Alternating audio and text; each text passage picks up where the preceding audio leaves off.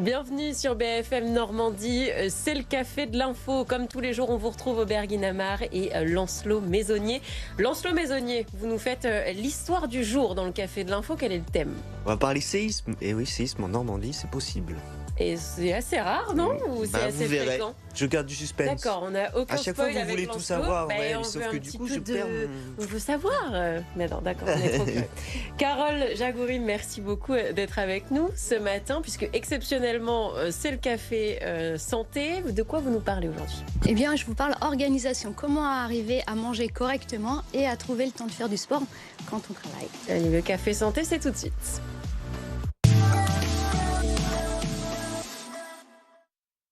Pour le coup, c'est vrai, c'est une question quand même qu'on peut se poser. Là, la rentrée est passée. C'est compliqué de trouver le rythme entre aller au travail, bien manger et faire du sport. Oui, et en plus, gérer les enfants pour ceux qui en ont. C'est vrai. Eh bien, tout est une question d'organisation. On va commencer par le petit déjeuner. Côté nutrition, un repas à ne pas sauter. Et comme on le disait la semaine dernière, on compose son petit déjeuner de fibres. On commence par un fruit et puis ensuite on va y mettre des glucides complexes pour avoir de l'énergie toute la journée. On y rajoute du bon gras, ça c'est pour le bon fonctionnement, avoir une belle peau aussi. Voilà. Et puis une boisson. Et avec ça, donc, on évitera les fringales, donc on évitera le grignotage. On restera concentré jusqu'à la pause déjeuner. Qu'est-ce que vous prenez comme petit déjeuner, les garçons? J'allais vous dire, Carole, que moi j'adore les céréales, mais vraiment les céréales des enfants. Vous savez, moi pleines aussi. de Bien sucre. sucré, voilà. Est-ce bien que, sucré. mais Carole est-ce va que c'est adorer. grave ou pas? Ou grave. Ah, non. C'est-à-dire, faudrait les éviter. Oui, il y a beaucoup trop de sucre et d'aliments transformés dedans. On va préférer plutôt les aliments bruts. Donc, flocons d'avoine, c'est très bien. Flocons d'avoine complète. Bien, mais faut aimer ça, quoi. Oui, comment en sucre? Parce que le flocon d'avoine, c'est pas... C'est vrai, c'est Ça a pas trop de assez, goût. c'est Non, mais assez ça a pas- neutre. ça a pas de goût. Tout à fait. Alors, moi, par exemple, j'aime le manger avec un yaourt et pour le petit goût sucré, je vais rajouter une demi-banane ou une compote. En fait, vous rajoutez un fruit pour que vous ayez le goût sucré naturel. Il y a du sirop d'agave aussi qui existe. Moi, j'en utilise de temps en temps. mais Le je sais sirop pas. d'agave, pourquoi pas. Ça va, c'est recommandé. Ouais, c'est- alors c'est vrai Je suis que meilleure élève que vous, Aubert. Voilà, pour moi, en fait, au début, j'ai commencé avec du miel. Je mettais miel et banane. Et au fur et à mesure, j'ai laissé tomber le miel pour ne laisser que la banane. En fait, c'est une histoire d'habitude. Hein. On est tellement habitué à manger sucré. Et ces céréales-là commerciales remplissent bien leur rôle de vouloir... Enfin, ils nous rendent addicts parce que remplis de sucre, quoi. Après, l'avantage, c'est que vos céréales, ça prend pas de temps à préparer. Ouais, Vous c'est servez, instantané. vous déjeunez. Ah, flocons d'avoine non plus. Oui, c'est vrai. Là, il y a une Oui, petite quand même. prépa quand même. Et si on rajoute un fruit, un truc. Ah, faites-le la veille. Nous, à 2h du matin, tchouk tchouk. La Voilà. veille, Lancelot. La veille au soir, en fait, là, vous préparez votre dose. C'est 40 grammes de flocons d'avoine, une poignée de noix, noisettes, amandes, voilà, des oléagineux. Vous mettez votre fruit à côté. Ça y est, votre petit déj est prêt. Le matin, vous ouvrez le frigo, vous rajoutez un yaourt. C'est tout. Quelles sont les conséquences si on mange pas le matin? Et ben justement, une baisse de vigilance. Et puis après, dans la matinée, vous allez avoir envie de grignoter. Donc, on va se jeter sur ce qu'on trouve. Et en général, c'est des gâteaux. J'aime bien qu'elle me regarde comme si... Oui, je grignote, mais ça va très bien. Non, si vous avez faim dans la matinée, choisissez plutôt un fruit Ouais. avec une poignée d'oléagineux, donc noisettes, noix, comme on disait tout à l'heure, des amandes. Et puis si vraiment vous avez faim, rajoutez un yaourt. Le midi, qu'est-ce qu'on mange? Ah, on le disait la semaine dernière, vous vous souvenez? Je vous disais, on commence toujours une entrée de crudités ou de légumes cuits à la vinaigrette. Ensuite, on rajoute encore une portion de légumes verts dans son assiette, une portion de féculents pour tenir tout l'après-midi et des protéines pour la vigilance et puis tout le reste. Et vous pouvez rajouter, si vous le souhaitez, une part de fromage, 30 à 40 grammes. Voilà, et vous pouvez terminer par un fruit. Évidemment, si vous mangez au restaurant, on aime bien se faire plaisir avec un dessert. Pourquoi pas, mais pas tous les jours. Pour ce repas du midi, la chronique d'aujourd'hui, c'est comment allier la santé avec le milieu professionnel. Moi, j'ai beaucoup de collègues qui travaillent, qui continuent à être devant l'ordinateur tout en mangeant le midi. Qu'est-ce que vous pensez de ça? Alors, moi, je pense que c'est pas bien parce qu'en fait, il faut manger en pleine conscience. Sinon, le cerveau se rend pas compte que vous êtes en train de manger.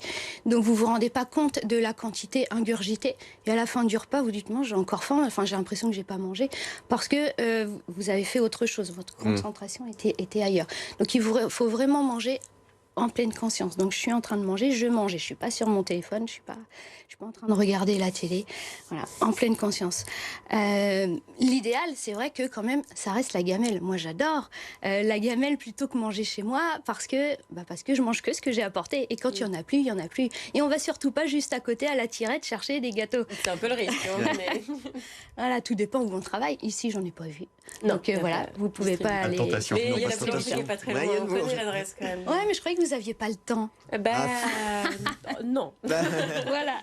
Et si, des gens comme moi qui ont faim tout le temps, on peut quand même se faire des petits goûters l'après-midi, on a le droit. Oui, pareil, C'est comme peut-être tout demande à l'aval. l'heure, hein, le fruit, les oléagineux, le yaourt si vraiment on a beaucoup faim, et puis la boisson chaude. C'est vrai que la boisson chaude aussi, ça cale en fin de repas. Des fois, on se dit, oh, j'ai encore un petit creux, et le fait de prendre sa boisson chaude, finalement, ça va finir de remplir l'estomac. Et alors, comment est-ce qu'on fait pour allier travail, du coup la nutrition, et une activité sportive régulière?